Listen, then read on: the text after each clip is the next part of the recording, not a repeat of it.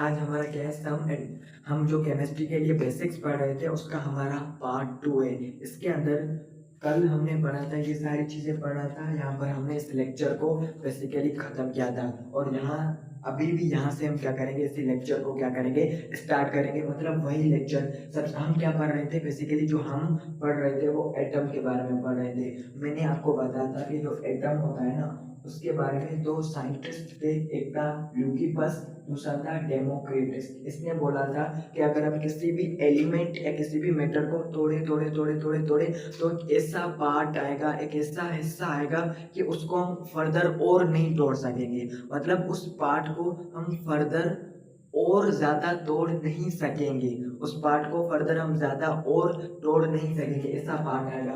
उसको इसने नाम दिया था, इन दोनों साइंटिस्ट ने उसको नाम दिया था एटमॉस।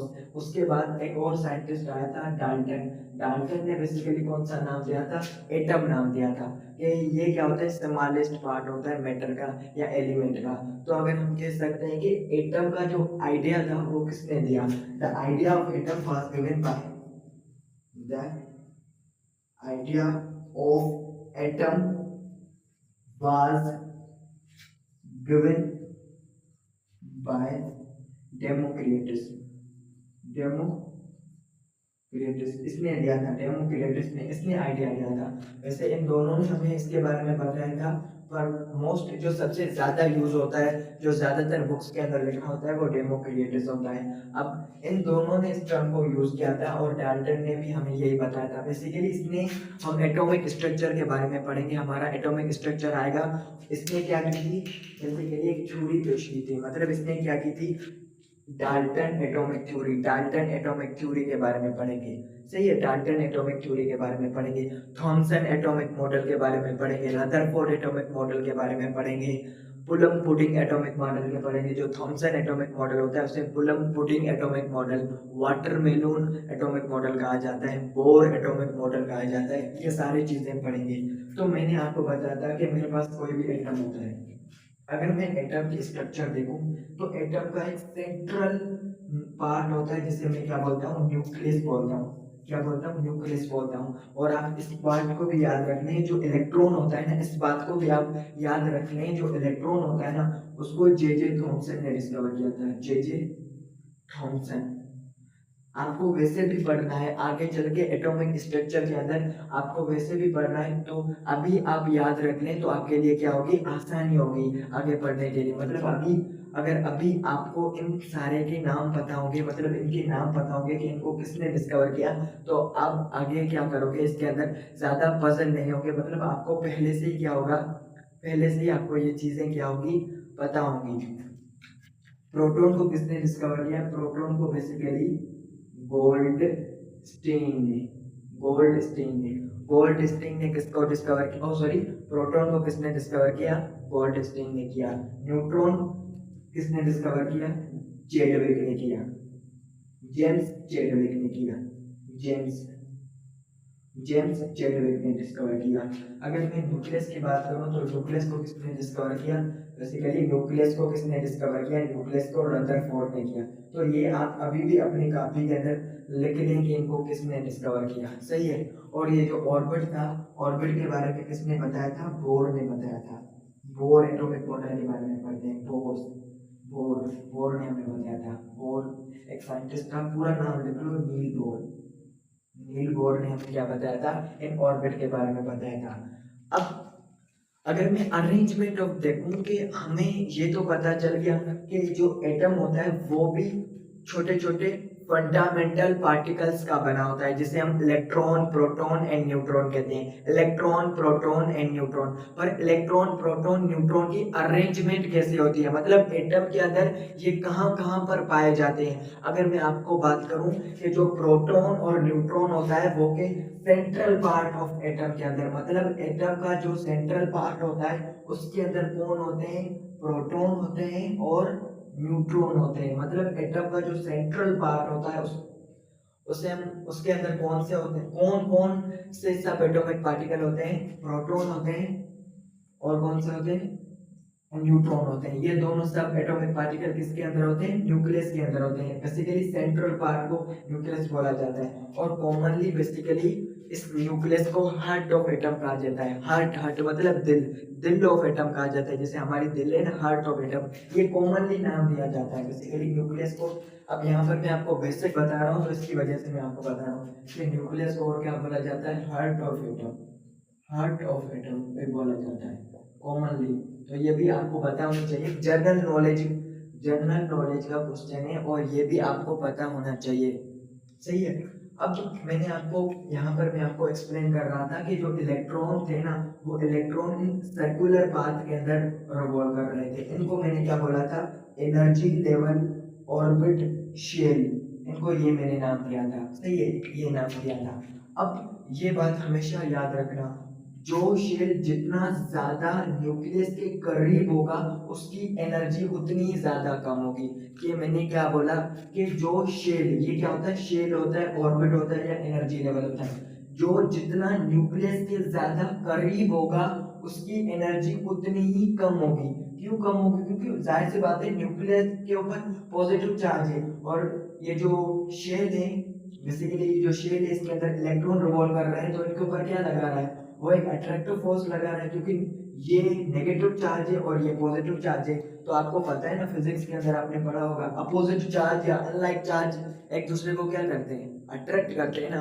और सेम चार्ज एक दूसरे को क्या करते हैं? रिपेल करते हैं ना। ये तो आपने पढ़ा होगा। सही है। इसकी वजह से जो शेल जितना ज्यादा न्यूक्लियस के करीब होगा, मतलब जितना ज्यादा न्यूक्लियस के नियर होगा, वो उतना ही ज्यादा उसकी एनर्जी क्या होगी? कम होगी। अगर मैं बात कर रहा हूँ, इस शेल को मैंने क्या नाम दिया? के, इसको मैंने क्या दिया? एल, इसको मैंने क्या नाम दिया? एम दिया, और इसको मैंने क्या नाम दिया? एन दिया। एन यहाँ पर एक शेल में बना देता हूँ, एन शेल। अब आप बोलोगे ये शेल कितने होंगे? इन्फिनिटी आप बना सकते हो। वैसे प्रैक्टिकली ये शेल क्या होते हैं? लिमिटेड होते हैं, क्योंकि एटम की साइज क्या होती है? एटम की साइज क्या होती है? लिमिटेड साइज होती है।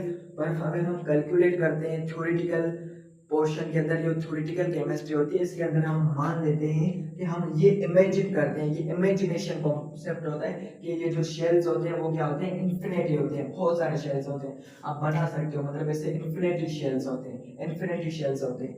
तो मैंने आपको बताया था कि ये पहला शेल जिसे मैंने के बोला, ये दूसरा शेल जिसे मैंने एल बोला, ये तीसरा शेल जिसे मैंने एम बोला, ये चौथा शेल जिसे एन बोला, K L M N O P Q R S T, ऐसे क्या होते जाएंगे? बेसिकली ये सारे शेल्स चलते जाएंगे, चलते जाएंगे, चलते जाएंगे, ये सारे शेल्स क्या हो जाएंगे?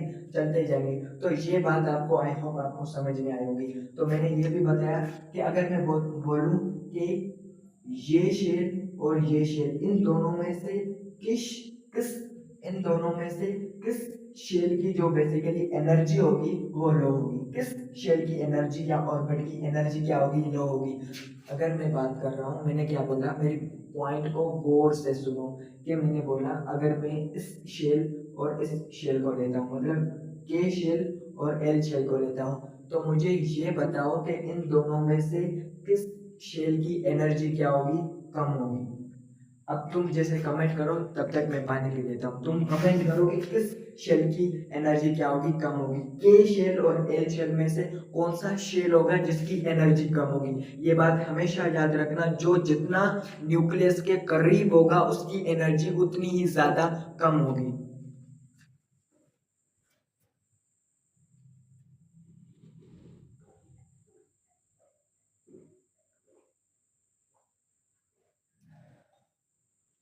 चलिए, ये बात आपको समझ में आ गई क्या मैंने बोला?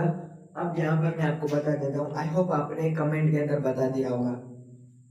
ये जो के शेल होता है इसकी एनर्जी कम होती है, जिसकी वजह से इसको लोअर एनर्जी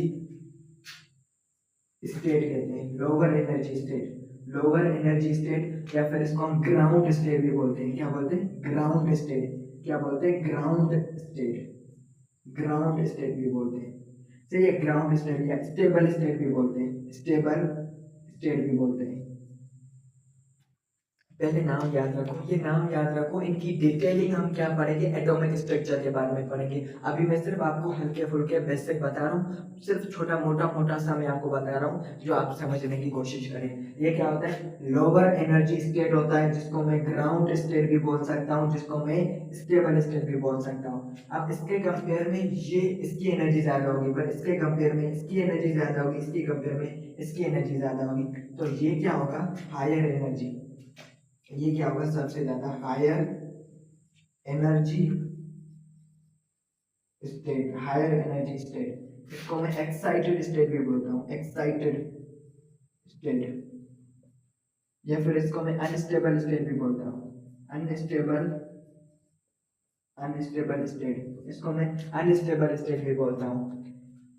इसको मैं क्या बोलता हूँ, लोअर एनर्जी स्टेट, या फिर ग्राउंड स्टेट, या फिर स्टेबल स्टेट। और इसको मैं क्या बोलता हूँ, higher energy state, excited state और अनस्टेबल स्टेट। आई होप ये सारी चीजें आपको समझ में आई होगी। अगर ये सारी चीजें समझ में आई है तो मैं इसको इनहेस करने वाला हूँ। इसके बाद में क्या लिखने वाला हूँ, atomic number and mass number के बारे में हम लगाते हैं। आपने ये नहीं लिखा तो आप इसका स्क्रीनशॉट ले सकते हैं।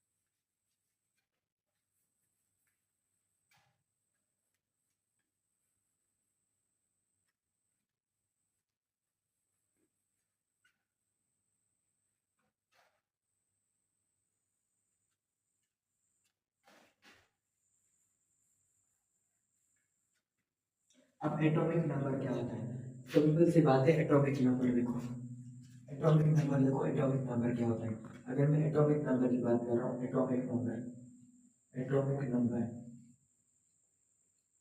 सही है। सबसे पहले इसके बाद में पॉइंट लिखो, it is represented, it is represented by Z. इसको आप जेड से रिप्रेजेंट कर दो, रिप्रेजेंटेड या फिर डिनोटेड, ऐसा भी लिख सकते हो, डिनोटेड, डिनोटेड या रिप्रेजेंटेड बाय जेड। ये क्या होता है, atomic number, the number of, the number of proton present, the number of proton present in the nucleus, nucleus of an atom is called atomic number, atomic number, atomic number कहते हैं। it is also known as, इसको एक और भी नाम दिया जाता है, कौन सा नाम दिया जाता है, it is also known as proton number, proton number भी इसे कहते हैं, हम क्या कहते हैं, प्रोटॉन नंबर भी कहते हैं, प्रोटॉन नंबर जिसे हम कहते हैं, सही है। अगर मैं बात करूं हाइड्रोजन एटम के अंदर, अगर मेरे पास क्या है, सपोज ये मेरे पास पॉजिटिव चार्ज है और ये मेरे पास हाइड्रोजन है, तो हाइड्रोजन के अंदर एक ही इलेक्ट्रॉन होता है और हाइड्रोजन के अंदर के शेल होता है।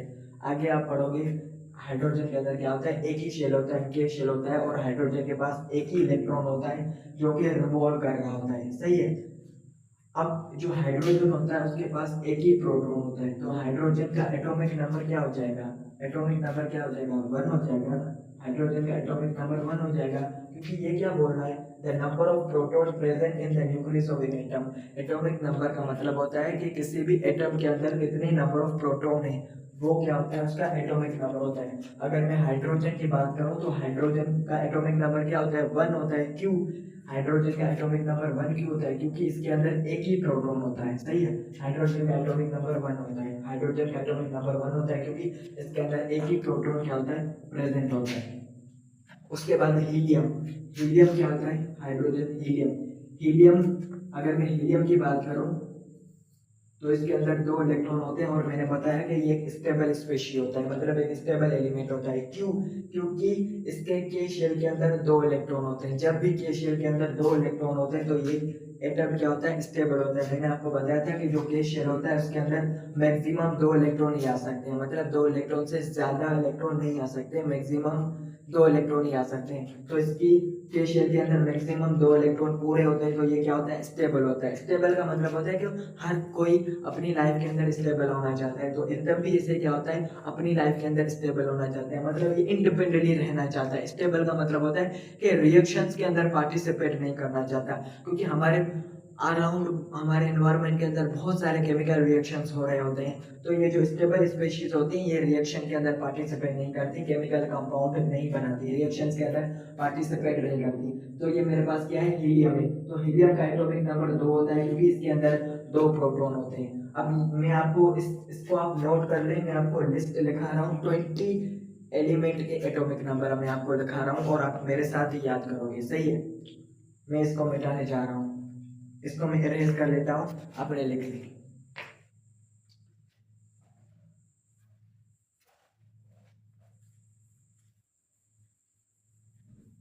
सबसे पहले क्या होता है, हाइड्रोजन। हाइड्रोजन होता है, यहाँ पर मैं लिखने वाला हूँ एलिमेंट, एलिमेंट लिखूंगा, यहाँ पर मैं क्या लिखूंगा, एलिमेंट, यहाँ पर मैं क्या लिखूंगा, एटॉमिक नंबर, एटॉमिक नंबर, या फिर मैं इसको लिख सकता हूँ जेड लिख सकता हूँ। क्यों, क्योंकि मैं एटॉमिक नंबर को जेड से रिप्रेजेंट करता हूँ। अगर मैं हाइड्रोजन की बात करूँ, अगर मैं हाइड्रोजन की बात करूँ तो हाइड्रोजन का एटॉमिक नंबर क्या होता है, 1 होता है। क्यों 1 होता है, क्योंकि इसके पास एक ही प्रोटॉन आता है। हाइड्रोजन का एटॉमिक नंबर 1 क्यों होता है, क्योंकि इसके पास एक ही प्रोटॉन होता है। हाइड्रोजन, हीलियम, हीलियम के पास क्या होता है, ये एलिमेंट होते हैं, हाइड्रोजन हीलियम, हीलियम के पास 2 होते हैं, आपको याद रखने, हाइड्रोजन हीलियम लिथियम, लिथियम के पास क्या होता है, एटॉमिक नंबर 3 होता है।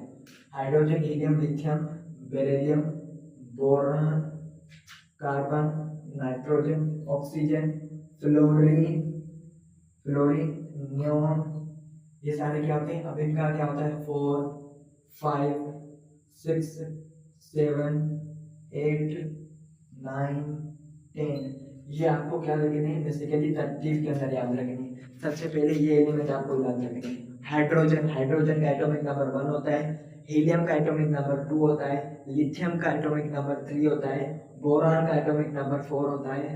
अब यहाँ पर मैंने क्या बोला, hydrogen helium lithium beryllium, sorry beryllium है, ये क्या है, बेरिलियम, बेरिलियम का एटॉमिक नंबर 4 होता है, बोरान का एटॉमिक नंबर 5 होता है, कार्बन का एटॉमिक नंबर 6 होता है, नाइट्रोजन का एटॉमिक नंबर 7 होता है, ऑक्सीजन का एटॉमिक नंबर 8 होता है, फ्लोरीन का एटॉमिक नंबर 9 होता है, नियोन का एटॉमिक नंबर 10 होता है। अगर आपसे कोई पूछे ये क्या है, बेसिकली लिस्ट ऑफ एनिमल है, सॉरी लिस्ट ऑफ एलिमेंट है, एलिमेंट की लिस्ट है, और ये उनके क्या है, बेसिकली एटॉमिक नंबर है, ये उनके क्या है, एटॉमिक नंबर है। ये लिस्ट ऑफ एनिमल्स है, ओ सॉरी ये लिस्ट ऑफ एलिमेंट है, एनिमल्स नहीं, लिस्ट ऑफ एलिमेंट है, और ये क्या है, उनके एटॉमिक नंबर है।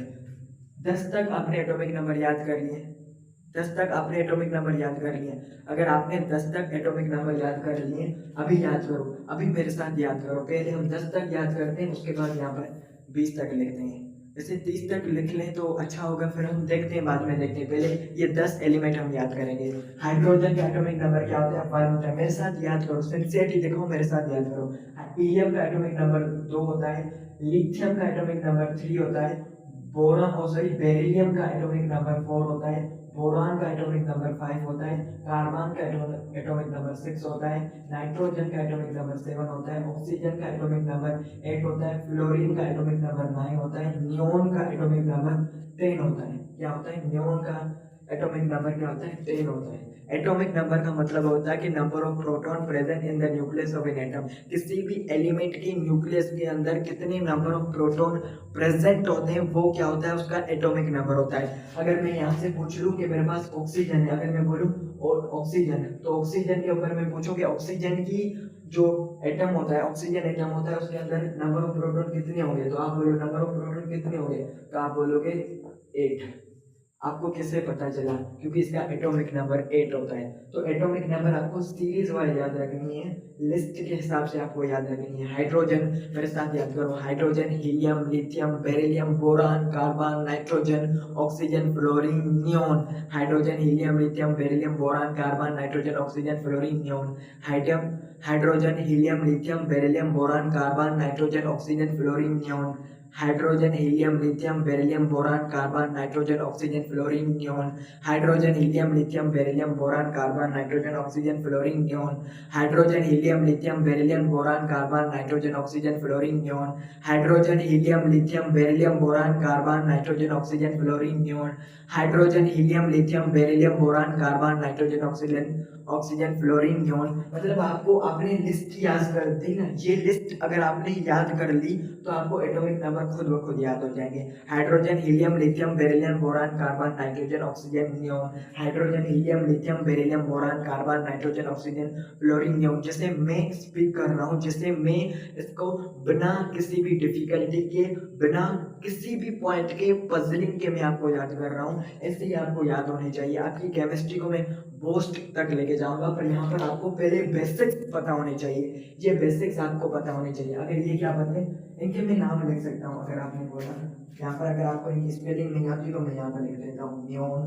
ये मेरे पास क्या होता है, फ्लोरीन, फ्लोरीन इसकी स्पेलिंग चेक कर लेना। Oxygen, oxygen. उसके बाद ये मेरे पास क्या होता है, नाइट्रोजन, नाइट्रोजन। और ये मेरे पास क्या होता है, कार्बन, कार्बन। और ये मेरे पास क्या होता है, बोरान, बोरान। और ये मेरे पास क्या है, बेरिलियम, बेरिलियम। इसकी भी स्पेलिंग चेक कर देना, इन दोनों की स्पेलिंग चेक कर देना, मुझे थोड़ा डाउट है। सही है। और ये क्या होता है, लिथियम,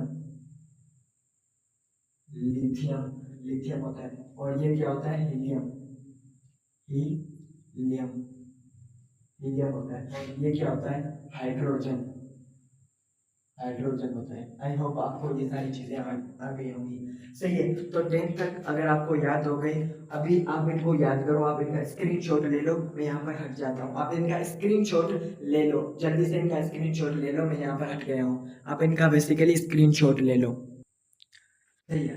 अब मैंने यहाँ पर लिख दिया है ये सारे, बाकी जो रिमेनिंग एलिमेंट थे वो यहाँ पर मैंने लिख दिए हैं। सही है। उसके बाद आ जाता है sodium, sodium, magnesium, sodium, magnesium, magnesium, aluminium, aluminium, ALUMINUM, aluminium, silicon, phosphorus, सिल्फर, chlorine, organ,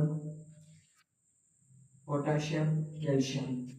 1 2 3 4 5 6 7 8 9 10, 10 ये एलिमेंट, 10 ये एलिमेंट है। अब इनका क्या होगा, इसका एटॉमिक नंबर होगा बेसिकली 11, इसका एटॉमिक नंबर होगा 12, इसका एटॉमिक नंबर होगा 13, इसका एटॉमिक नंबर होगा 14, इसका एटॉमिक नंबर होगा 15, इसका एटॉमिक नंबर होगा 16, इसका एटॉमिक नंबर होगा 17, इसका एटॉमिक नंबर होगा 18, इसका एटॉमिक नंबर होगा 19, इसका एटॉमिक नंबर होगा 20। अब ये आपको सारे एलिमेंट रिमेनिंग के अंदर याद रखे हैं। बेसिकली एक किस्म की मेमोराइजेशन है, आपको कुछ भी करके इनको याद करना पड़ेगा। अगर कोई कॉन्सेप्ट होता तो मैं आपको सिखा देता, फिर भी मैंने बहुत ज़्यादा आपको सिखाया है, आप इनको याद करने की कोशिश करें। मैंने आपको उनकी नाम और प्रोनाउंसिएशन मैंने आपको बता दिए, सिर्फ आपको याद करने की ज़रूरत है। इससे इनका स्क्रीनशॉट ले लो, या फिर अगर आपको नहीं आता तो आप गूगल से या किसी से भी एक चार्ट बनवा सकते हो, वो आपको दे देगा। या फिर मैं चार्ट को मेंशन कर दूंगा डिस्क्रिप्शन के अंदर, चार्ट दे दूंगा, वहाँ से भी आप याद कर सकते हैं। सही है। तो आपने इसका स्क्रीनशॉट लिया, अब इसको मैंने रिमूव करने जा रहा हूँ। सही है। उसके बाद हम क्या पढ़ देंगे, उसके बाद हम क्या पढ़ेंगे, उसके बाद हम क्या पढ़ेंगे,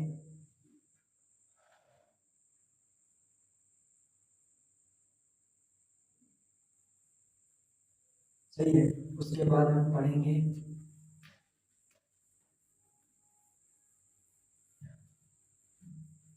उसके बाद हम पढ़ेंगे मास नंबर। मास नंबर क्या होता है, मास नंबर, मास नंबर को एटॉमिक मास भी बोला जाता है, एटॉमिक मास। पहले हम क्या पढ़ेंगे, एटॉमिक नंबर पढ़ा था, ये मास नंबर है, या एटॉमिक मास, या फिर इसको और क्या बोला जाता है, और इनको न्यूक्लियन भी बोला जाता है, न्यूक्लियन भी बोला जाता है, nucleon number, nucleon number, nucleon भी बोला जाता है। इसका मतलब क्या होता है, the sum of proton plus the sum of proton and neutron present in the nucleus is called mass number।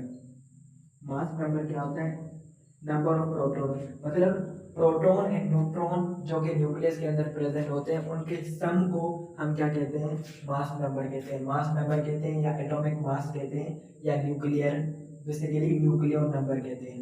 इसका फार्मूला क्या होता है, इसको हम रिप्रेजेंट करते हैं ए से इसको रिप्रेजेंट करते हैं, तो ए इज इक्वल टू न्यूट्रॉन क्या होते हैं, न्यूट्रॉन को हम एन से रिप्रेजेंट करते हैं, प्लस प्रोटॉन को हम जेड से रिप्रेजेंट करते हैं, हम पढ़ के चुके हैं। तो यहाँ पर क्या आ गया, आपके पास फार्मूला आ गया, ये क्या आ गया, फार्मूला आ गया फॉर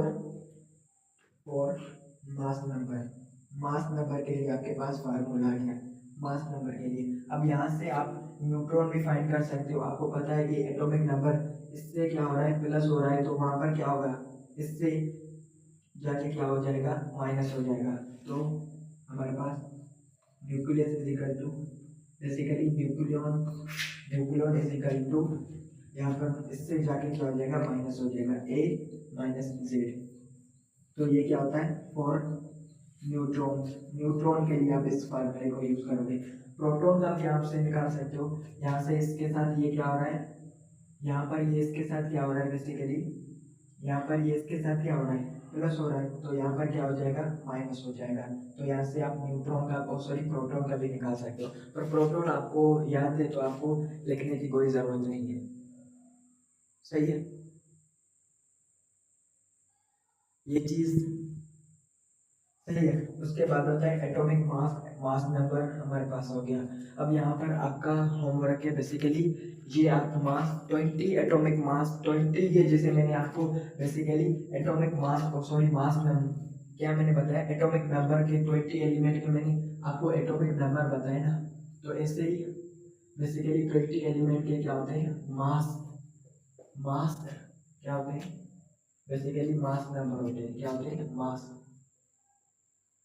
नंबर, सही है, मास नंबर। और मास नंबर फ्रैक्शन के अंदर नहीं होता, अब वहाँ पर जो फ्रैक्शन के अंदर होता है वो बेसिकली रिलेटिव मास होता है, और रिलेटिव मास को मैं आपको वो वाला कॉन्सेप्ट भी आपको समझाऊंगा। तो ये फ्रैक्शन के अंदर नहीं होता, क्योंकि इलेक्ट्रॉन प्रोटॉन आधे तो नहीं हो सकते ना, तो इसकी वजह से ये फ्रैक्शन के अंदर नहीं होता।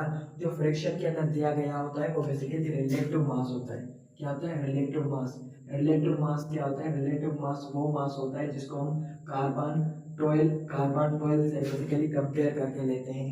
ये भी आपके आगे वाला टॉपिक है, तो आगे हम इसको भी, इस चीज़ को भी समझेंगे, एटॉमिक स्ट्रक्चर के बारे में ये भी टॉपिक है। तो अभी आप ये समझ रहे हो, जो मास नंबर होता है वो फ्रैक्शनल के अंदर नहीं होता, जो फ्रैक्शन के अंदर होता है वो रिलेटिव मास होता है। पर रिलेटिव मास और मास नंबर ऑलमोस्ट एक दूसरे के बराबर ही होते हैं, पर ये फ्रैक्शनल के अंदर होता है, ये फ्रैक्शन के अंदर नहीं होता। मैं आपको बताता हूँ, फॉर एग्जाम्पल जैसे यहाँ पर देखो, यहाँ पर आपके बुक के अंदर पीछे सबसे लास्ट पेज के अंदर मास नंबर दिया गया है। अब यहाँ पर देखो कि हाइड्रोजन हो गया, हाइड्रोजन एटॉमिक नंबर 1, और एटॉमिक वेट दिया गया है। यहाँ पे देखो एटॉमिक वेट मतलब रिलेटिव मास है।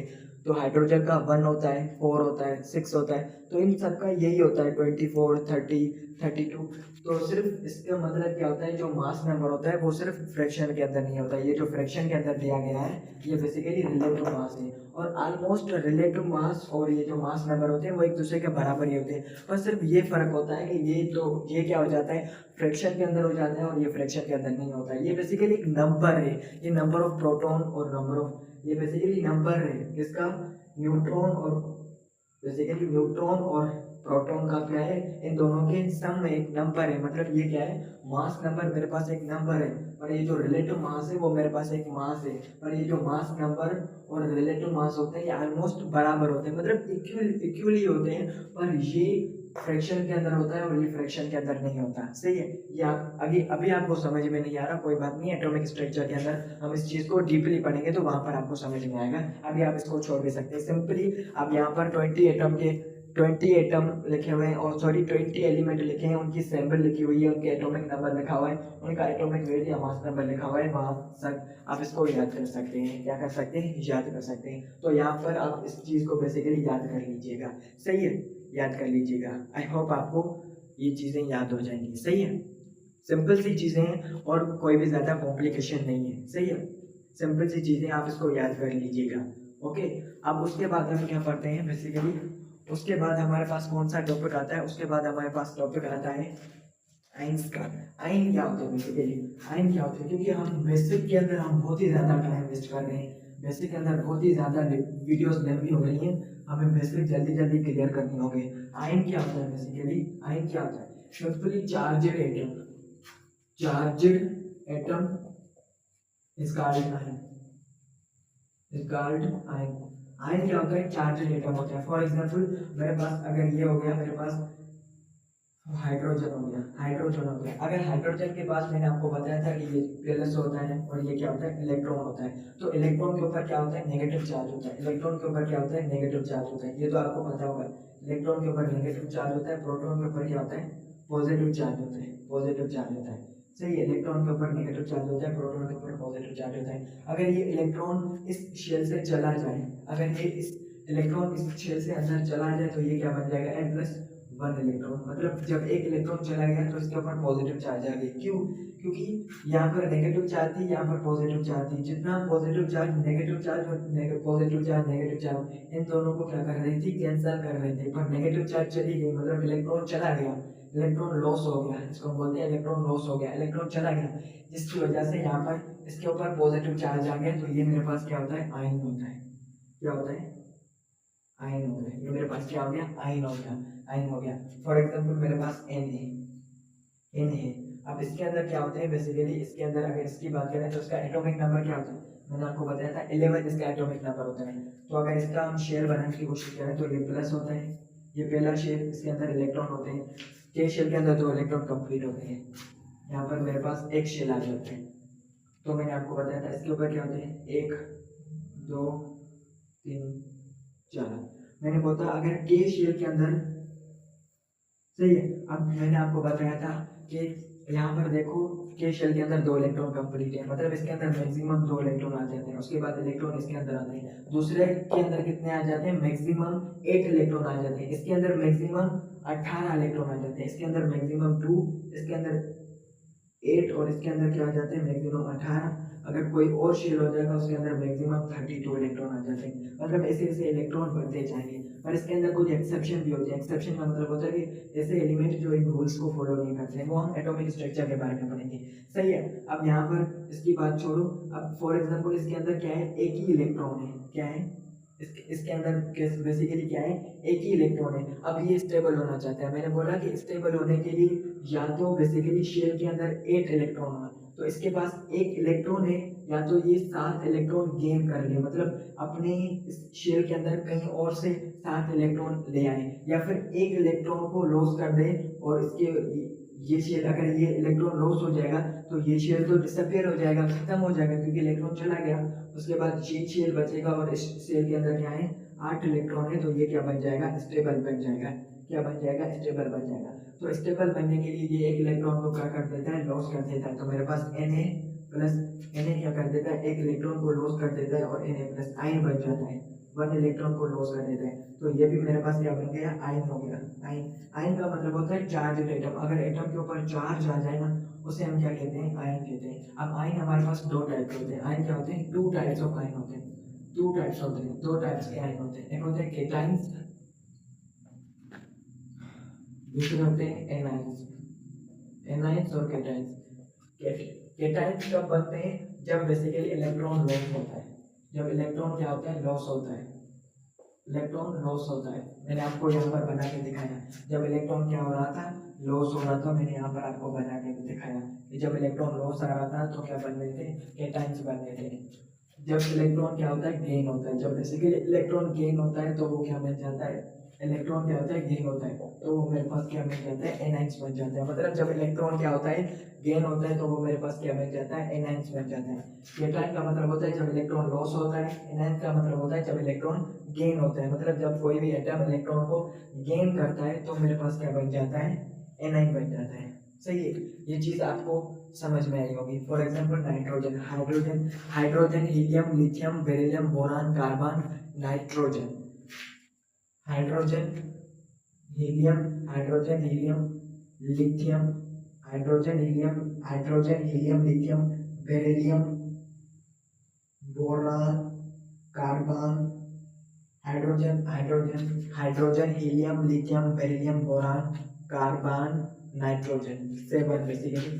तो यहाँ पर अगर हम बनेंगे तो प्लस, पहले शेल के अंदर क्या होंगे, 2 इलेक्ट्रॉन होंगे, इसके अंदर दूसरे के अंदर क्या होंगे, 2 इलेक्ट्रॉन आ गए, बाकी कितने बचे, 5 इलेक्ट्रॉन। तो यहाँ पर 1, 2 और 3, 1 2 3 4 5। अब इसके अंदर क्या है, 5 इलेक्ट्रॉन है, तो इसको बेसिकली इसको स्टेबल होने के लिए इस शेल के अंदर कितने चाहिए, इसको स्टेबल होने के लिए इस शेल के अंदर कितने चाहिए, बेसिकली 8 इलेक्ट्रॉन चाहिए। पर इसके पास क्या है, 5 5 6 7 8, मतलब इसको 3 इलेक्ट्रॉन चाहिए, तो 3 इलेक्ट्रॉन चाहिए। अब ये क्या करेगा, ये 3 इलेक्ट्रॉन या 5 इलेक्ट्रॉन को लॉस करके तो ये शेल डिसअपियर हो जाएगा और यहाँ पर क्या हो जाएंगे, 2 एटम हो जाएंगे, 2 इलेक्ट्रॉन हो जाएंगे। ऐसे करें या फिर ये 3 इलेक्ट्रॉन को गेन करें, कौन सी चीजें, 5 इलेक्ट्रॉन को लॉस कर दे या 3 इलेक्ट्रॉन को गेन कर दे, कौन सी चीज इसके लिए सही हो सकती है, एब्सोल्युटली ये 3 इलेक्ट्रॉन को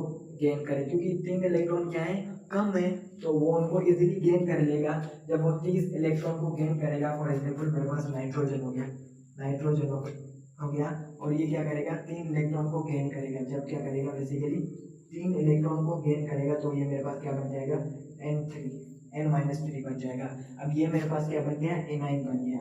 एनाइन के ऊपर कौन सी चार्ज होती है, नेगेटिव चार्ज होती है, एनाइन के ऊपर नेगेटिव चार्ज होती है, और जो केटाइन होता है उसके ऊपर क्या होती है, पॉजिटिव चार्ज होती है। ये भी मैंने आपको लॉजिकल समझाया था।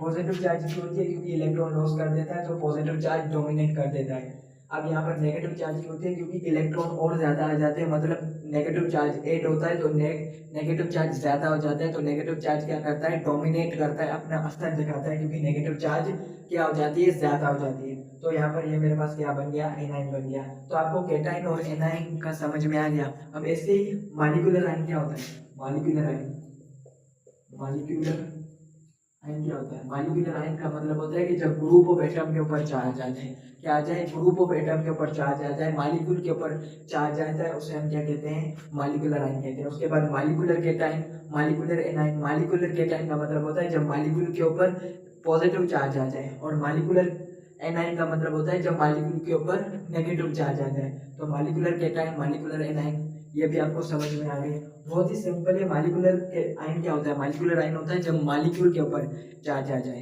क्या आ जाए, मॉलिक्यूल के ऊपर चार्ज आ जाए। फॉर एग्जांपल आपके पास हो गया, जैसे मिसाल तौर अगर मैं मॉलिक्यूल का एग्जांपल देना चाहूँ तो आपके पास NH+3, NH+3 हो गया, NH+3 हो गया, ये आपके पास हो गया। उसके बाद और कौन सा हो सकता है, NH ऐसे हो गया, सॉरी NH3+3, ये आपके पास क्या हो गया, मॉलिक्यूल हो गया, उसके ऊपर चार्ज आ गई। और कौन से हो सकते हैं, और कौन से हो सकते हैं, सही है, और मुझे जहन के अंदर नहीं आ रहे, पर और भी बहुत सारे हैं जो मेरे पास मॉलिक्यूलर आयन है, ये मॉलिक्यूलर एटाइन है, सही है। तो आई थिंक आपको ये भी कॉन्सेप्ट समझ में आया होगा, ये भी कॉन्सेप्ट समझ में आया होगा, ये क्या होता है। और एग्जाम्पल होता है मेरे पास CH4+, ये भी मेरे पास क्या होता है, मॉलिक्यूलर केटाइन होता है। मोर प्रिसाइजली आप इसको बोलते हो केटाइनिक मॉलिक्यूलर आयन, क्या बोलते हो, केटाइनिक मॉलिक्यूलर आयन। मैं इसको इरेज कर दूं, फिर मैं आपको बताता हूँ।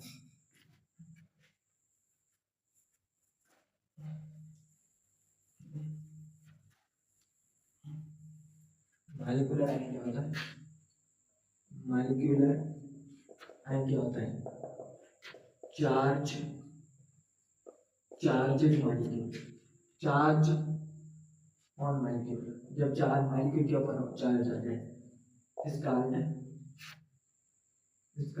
मॉलिक्यूलर आयन, उसे हम क्या कहते हैं, मॉली ठीक है, क्या हो गया, मॉलिक्यूलर आयन हो गया। ये भी मेरे पास क्या होता है, टू टाइप का होता है, टू टाइप्स का होता है। एक होता है an ionic, ionic molecular ion. दूसरा होता है केट आयोनिक मॉलिक्यूलर आयन। इसको आप और भी कह सकते हो सिंपली, इसको आप मॉलिक्यूलर आयन भी कह सकते हो, सिंपली मॉलिक्यूलर आयन, मॉलिक्यूलर। इसको आप सिंपली और क्या बोल सकते हो, एन मॉलिक्यूलर एनाइन भी बोल सकते हो, इसको सिंपली मॉलिक्यूलर एनाइन। और इसको आप क्या बोल सकते हो, molecular cation, simply molecular cation भी कह सकते हो। एनाइनिक मॉलिक्यूलर आयन को सिंपली मॉलिक्यूलर एनाइन भी कह सकते हो। केटाइनिक मॉलिक्यूलर आयन को आप सिंपली क्या कह सकते हो, मॉलिक्यूलर केटाइन। तब तक मैं आप पानी पी लेता हूँ, जब तक आप इसको क्या कर लें, नोट कर लें।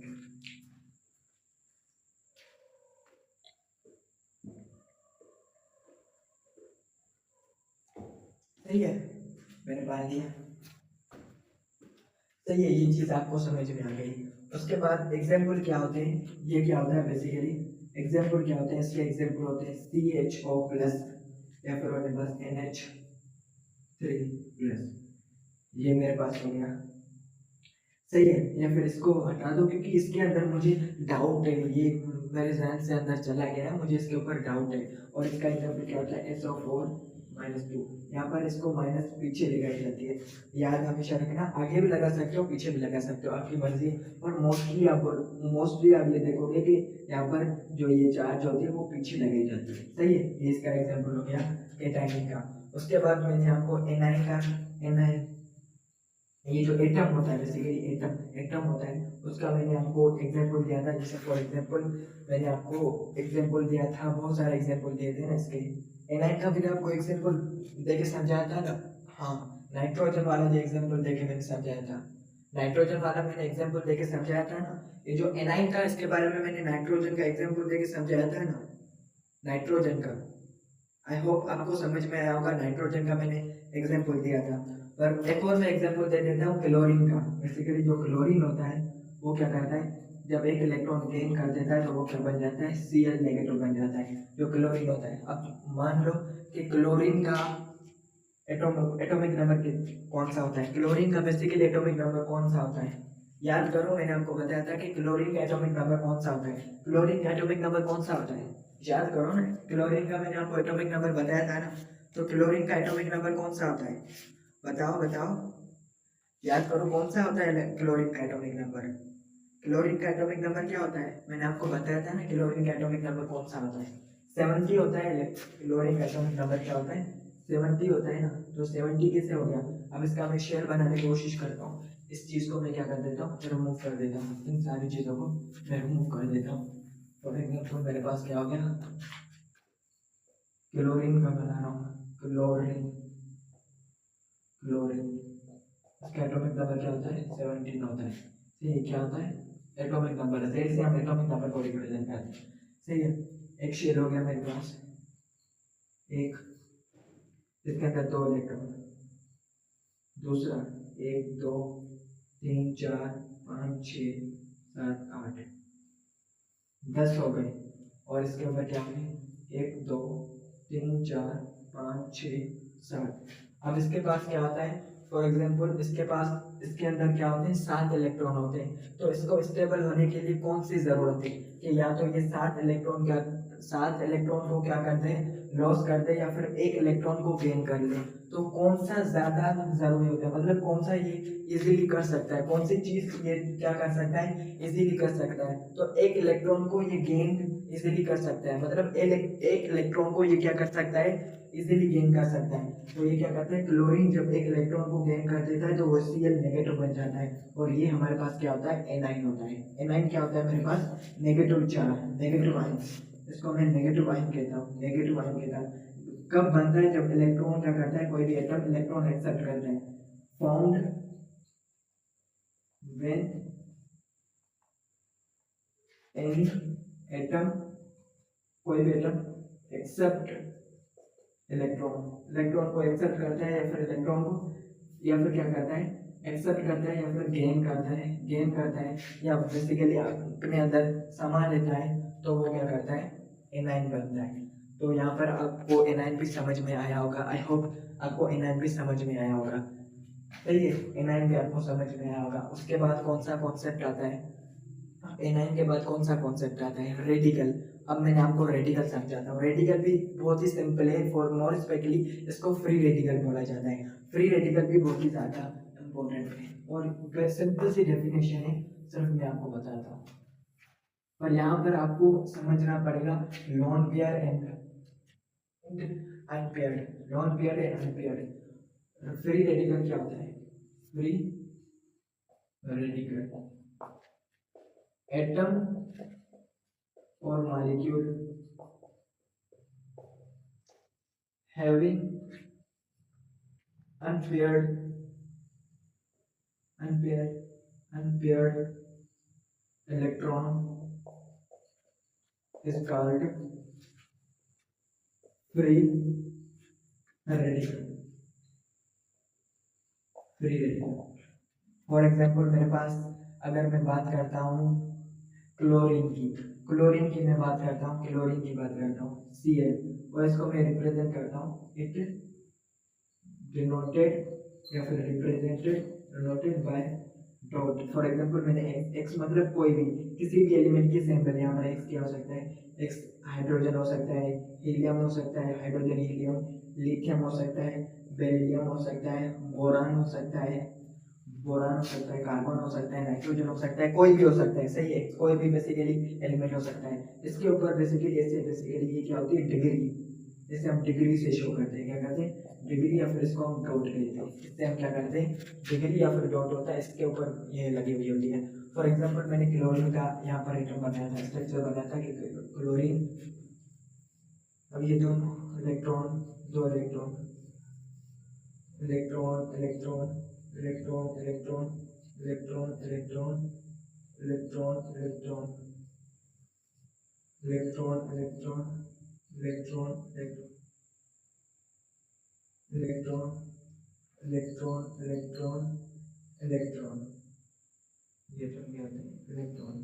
सही है। अब यहाँ पर देखो, अब मेरे पास एक होते हैं पेयर्ड इलेक्ट्रॉन। ये क्या होते हैं मेरे पास, पेयर्ड इलेक्ट्रॉन,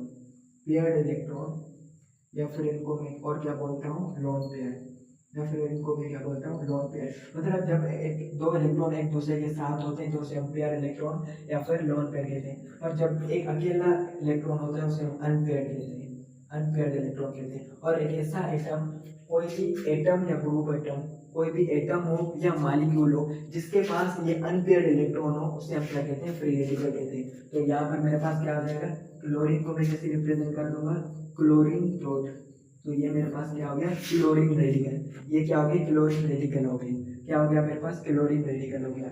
मतलब इसके पास अनपेयर्ड इलेक्ट्रॉन होता है। अब अनपेयर्ड इलेक्ट्रॉन होता है तो ये क्या होता है, हाईली रिएक्टिव होता है, हाईली रिएक्टिव होता है। हाईली रिएक्टिव का मतलब होता है कि रिएक्शन के अंदर पार्टिसिपेट करता है। मतलब ये बोलता है कि मैं केमिकल रिएक्शन के अंदर क्या करूं, पार्टिसिपेट करूं, क्या करूं, केमिकल रिएक्शन के अंदर पार्टिसिपेट करूं। तो जिसकी वजह से ये केमिकल रिएक्शन के अंदर पार्टिसिपेट करना, क्यों, क्योंकि इसको एक इलेक्ट्रॉन चाहिए, बेसिकली एक इलेक्ट्रॉन चाहिए अपने आप को स्टेबल करने के लिए, जिसकी वजह से ये अभी क्या है, अनस्टेबल है। क्या है, अनस्टेबल है। अनस्टेबल का मतलब होता है, अनस्टेबल वो चीज होती है जो रिएक्शन की तरफ जाती है, अनस्टेबल वो चीजें होती हैं जो कि रिएक्शन की तरफ जाती हैं, स्टेबल वो चीजें होती हैं जो रिएक्शन के अंदर नहीं जाती। तो यहाँ पर ये क्या है, अनस्टेबल है और हाईली रिएक्टिव है। तो रेडिकल आपको समझ में आ गया कि मैंने बोला कि ये क्या होते हैं, बेसिकली लॉन पेयर, इसको हम क्या कहते हैं, लॉन पेयर कहते हैं या फिर पेयर्ड इलेक्ट्रॉन कहते हैं, क्योंकि ये दोनों एक दूसरे के साथ, ये दोनों एक दूसरे का दूसरे के साथ, एक दूसरे के साथ, एक दूसरे के साथ, एक दूसरे के साथ, एक दूसरे के साथ, एक दूसरे के साथ, सिर्फ एक ये मेरा बेचारा अकेला, ये अकेला बेचारा बैठा हुआ है। तो ये क्या है, अनपेयर्ड इलेक्ट्रॉन है। और जिसके पास भी ये अनपेयर्ड इलेक्ट्रॉन होता है उसे मैं क्या बोलता हूँ, रेडिकल बोलता हूँ। क्या आपको ये बात समझ में आ गई कि जिसके पास भी क्या होता है, जिसके पास भी क्या होता है, अनपेयर्ड इलेक्ट्रॉन होता है, उसे मैं रेडिकल कहता हूँ। मॉलिक्यूल का एग्जांपल यहाँ पर देख लो, मॉलिक्यूल का एग्जांपल क्या लिखना चाहते हो तो यहाँ पर लिख सकते हो कि जो हमारे पास मॉलिक्यूल होता है उसका भी एग्जांपल होता है, मॉलिक्यूल का भी बेसिकली एग्जांपल होता है H3C। ये क्या होता है, मेरे पास मॉलिक्यूल होता है बेसिकली। इसके बाद भी क्या होता है, अनपेयर इलेक्ट्रॉन होता है। कैसे होता है मैं आपको बताता हूँ, यहाँ पर मैं कैसे होता है मैं बताता हूँ। फॉर एग्जाम्पल अब इस चीज़ के बारे में हर चीज़ देखो मैं लॉजिकली बता रहा हूँ। मुझे टाइम लग रहा है, मुझे टाइम इसलिए लग रहा है क्योंकि मैं हर चीज़ लॉजिक के साथ बता रहा हूँ। H3C सही है। तो सबसे पहले मेरे पास क्या है, कार्बन है। अब मेरे पास कार्बन है, आपको कार्बन तो पता है कि कार्बन के पास क्या होते हैं, लास्ट शेल के अंदर एक, या फिर इसको हम शेल बनाते हैं कार्बन प्लस, ये मेरे पास क्या हो गया, 2 इलेक्ट्रॉन लास्ट के अंदर। कार्बन के पास क्या होते हैं, 4 अनपेयर इलेक्ट्रॉन होते हैं। कार्बन के अंदर क्या होते हैं, 4 अनपेयर इलेक्ट्रॉन होते हैं। तो ये क्या करता है, हाइड्रोजन के साथ शेयर करता है, हाइड्रोजन सही है। अब हाइड्रोजन के पास भी एक इलेक्ट्रॉन होता है, तो ये क्या कर देता है, इसके साथ शेयर कर देता है। और एक हाइड्रोजन के पास एक इलेक्ट्रॉन होता है, तो ये इसके साथ शेयर कर देता है। और यहाँ पर हाइड्रोजन होता है, तो ये इसको शेयर कर देता है। अब इसको यहाँ पर क्या होता है, ये कोवलेंट बॉन्ड बनता है। कोवलेंट बॉन्ड यहाँ पे मैं आपको बता देता हूँ। कोवलेंट बॉन्ड, बॉन्ड क्या होता है, यहाँ पर सिंपली यहाँ पर भी ये टॉपिक छूट गया है तो मैं बॉन्ड बता देता हूँ। बॉन्ड क्या होता है, force that hold to hold atoms together. Force of attraction, force of attraction, force of attraction that hold atom together is called bond, is called bond. Mainly मेरे पास 2 टाइप के बॉन्ड होते हैं। एक क्या होता है, आयोनिक बॉन्ड होता है, आयोनिक बॉन्ड होता है, आयोनिक बॉन्ड होता है। और दूसरा क्या होता है, कोवलेंट बॉन्ड होता है, कोवलेंट बॉन्ड होता है, कोवलेंट बॉन्ड होता है। ऐसे कंपाउंड जिनके अंदर आयोनिक बॉन्ड हो, ऐसे कंपाउंड को मैं आयोनिक कंपाउंड कहता हूँ, आयोनिक कंपाउंड कहता हूँ। और ऐसे कंपाउंड जिनके अंदर कोवलेंट बॉन्ड हो, मैं क्या बोलता हूँ, कोवलेंट कंपाउंड कहता हूँ,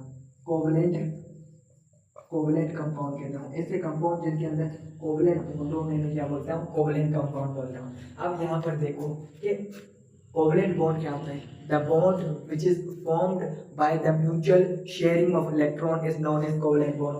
मतलब जब ये एटम और ये एटम बेसिकली एक दूसरे से इलेक्ट्रॉन शेयर करते हैं, तो ये जब ये एटम ये इलेक्ट्रॉन इसके साथ शेयर करता है, ये एटम इसके साथ शेयर करता है। मतलब कैसे हो गया, फॉर एग्जांपल मेरे पास यहाँ पर ऐसे हो गया कि यहाँ पर ये एटम आपस में इससे जुड़ जाते हैं, और ये मेरे पास सही है। मतलब ये अब पहले बोलोगे कि हाइड्रोजन को स्टेबल होने के लिए अपने के शेल के अंदर, अपने के शेल के अंदर कितने इलेक्ट्रॉन चाहिए, 2 इलेक्ट्रॉन चाहिए। तो इसके पास 1 और 2 इलेक्ट्रॉन हो गए, और ये 2 इलेक्ट्रॉन इस कार्बन के भी हैं और हाइड्रोजन के भी हैं। मतलब इन दोनों के इलेक्ट्रॉन है, मतलब दोनों एक साथ यूज कर सकते हैं। और यहाँ पर भी ये हो रहा है, ये दोनों एक साथ यूज कर सकते हैं, यहाँ पर भी ये हो रहा है, एक साथ यूज कर सकते हैं। पर सिर्फ ये बेचारा एक अनपेयर्ड इलेक्ट्रॉन रह गया है, ये बेचारा क्या रह गया है, एक अनपेयर्ड इलेक्ट्रॉन रह गया है। अगर यहाँ पर भी कोई बेसिकली आके हाइड्रोजन जुड़ जाए, अगर यहाँ पर भी कोई हाइड्रोजन जुड़ जाए, तो ये बेसिकली कंपाउंड बन जाता है, जिसे मैं बोलता हूँ CH4, जिसे मैं और क्या बोलता हूँ, मीथेन बोलता हूँ। क्या बोलता हूँ, मीथेन। और ये मेरे पास एक कोवलेंट कंपाउंड होता है। कोवलेंट कंपाउंड क्यों होता है, क्योंकि इसके अंदर कोवलेंट बॉन्ड होता है। कोवलेंट कंपाउंड इसलिए होता है क्योंकि इसके अंदर कोवलेंट बॉन्ड होता है। और ये मेरे पास ऑर्गेनिक कंपाउंड होता है। ऑर्गेनिक कंपाउंड वो कंपाउंड होते हैं जिसके अंदर कोवलेंट बॉन्ड होता है। पर ऑर्गेनिक कंपाउंड कार्बन के कंपाउंड होते हैं, मतलब कार्बन कंटेनिंग कंपाउंड। ऐसे कंपाउंड जिनके अंदर कार्बन एटम होता है, उसे मैं क्या बोलता हूँ, ऑर्गेनिक कंपाउंड बोलता हूँ। सही है। पर ऑर्गेनिक कंपाउंड हम आगे पढ़ेंगे, अभी यहाँ पर आप छोड़ सकते हो। सिंपली ये क्या आता है, एक कोवलेंट कंपाउंड होता है। कोवलेंट कंपाउंड इसलिए होता है क्योंकि इसके अंदर कोवलेंट बॉन्ड हो। ऑर्गेनिक कंपाउंड इसलिए होता है क्योंकि इसके अंदर क्या है, कार्बन है। जिसके अंदर कार्बन होता है वो क्या होता है, ऑर्गेनिक कंपाउंड होता है। ये सिंपल डेफिनेशन है, ये सिंपल डेफिनेशन है। इसकी एडवांस डेफिनेशन ये होती है कि ऑर्गेनिक कंपाउंड वो कंपाउंड होते हैं, ऑर्गेनिक कंपाउंड बेसिकली हम हाइड्रोकार्बन को कहते हैं और उनके डेरिवेटिव्स को कहते हैं। ये एडवांस डेफिनेशन होती है और ये एक्यूरेट डेफिनेशन होती है। इस डेफिनेशन की दोस्त carbon containing compound are called organic compound, इसके एक्सेप्शन हो सकते हैं, पर वो जो मैंने पहले एडवांस डेफिनेशन बताई उसके एक्सेप्शन नहीं हो सकते, वो मैं आपको आगे बताऊंगा, अभी इस बात को आप छोड़ दें। तो ये क्या होता है, कोवलेंट कंपाउंड होता है। तो आपको समझ में आया कि रेडिकल क्या होता है, फ्री रेडिकल क्या होता है, आयोनिक कंपाउंड क्या होता है। आयोनिक कंपाउंड क्या होता है, यहाँ पर आपको कोवलेंट बॉन्ड हो गया, कोवलेंट बॉन्ड तो आपको पता चल गया, पर आयोनिक बॉन्ड क्या होता है अभी मैं आपको आयोनिक बॉन्ड समझा देता हूँ। फॉर एग्जाम्पल हमें पता था कि हम यहाँ पर बात कर रहे थे, ये मेरे पास क्या हो गया, सोडियम Na, सोडियम H+, ये मेरे पास 2 एटम, और इसके पास क्या होंगे 8,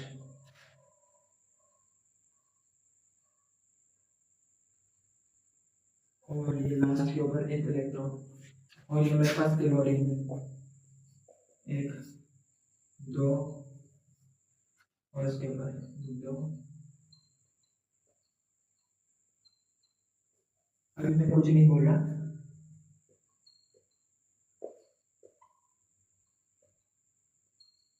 सही है।